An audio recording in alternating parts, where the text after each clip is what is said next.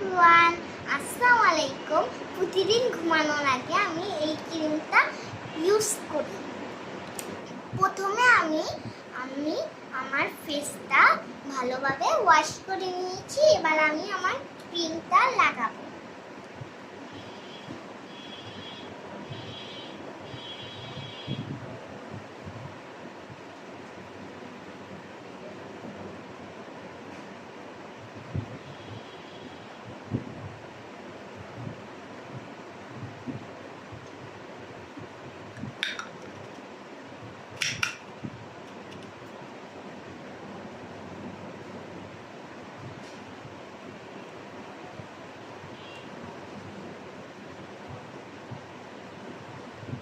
এবার আমি ঘুমিয়ে যাব। এই ক্রিমটা আমার অনেক পছন্দ।